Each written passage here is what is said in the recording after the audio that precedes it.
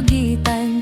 May pintuang ginto, ang hawak ay kinakalawang. Sa loob ay nananahan ang babaeng gahaman. Kailan magbabago kung wala nang matanaw? Kailan mag-iisip kung sa dilim naligaw? Kailan naayusin ang gusot ng damdamin?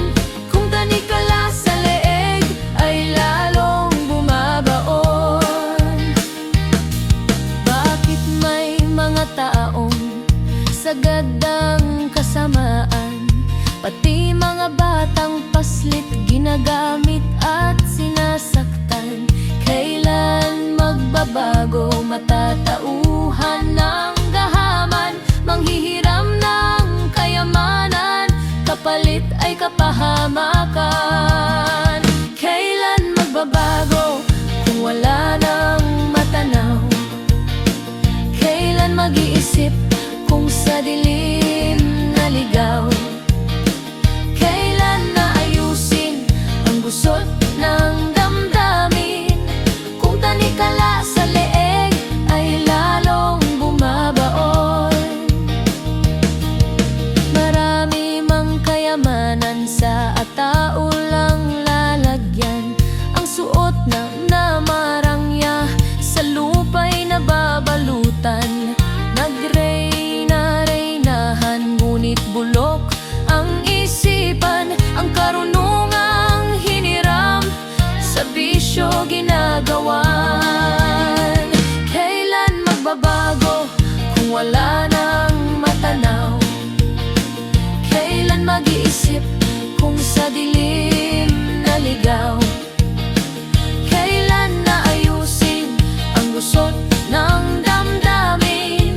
Kung tanikala sa leeg ay lalong bumabaon.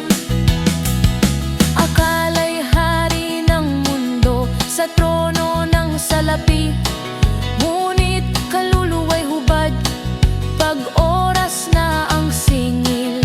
Sa dulo ng paglalakbay, pantay ang kahahantungan, walang dadalhing ginto sa hukay ng sangkatauhan. Kailan hihinto sa maling kalakaran, kung puso'y bihag ng sariling kasalanan? Sa bawat hakbang, tanong ang sumisigaw, kung katotohana'y patuloy na pipiyat-tilihin.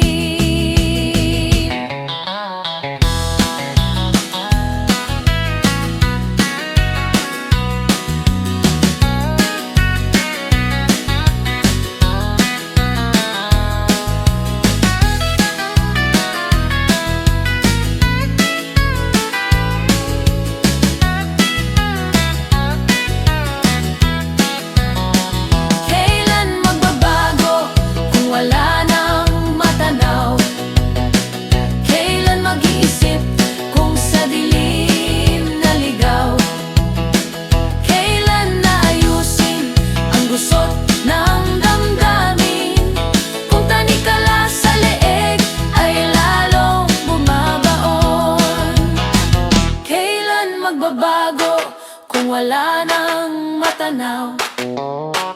Kailan mag-iisip kung sa dilim naligaw? Kailan naayusin ang gusot ng damdamin?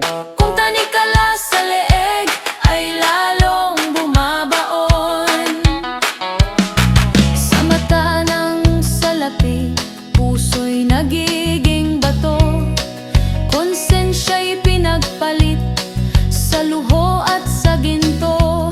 Ngunit darating ang araw, singil ng panahon, ang kasamaan ay luluhod sa banal na Diyos. Kailan magbabago kung wala nang matanaw? Kailan mag-iisip kung sa dilim naligaw? Kailan naayusin ang gusto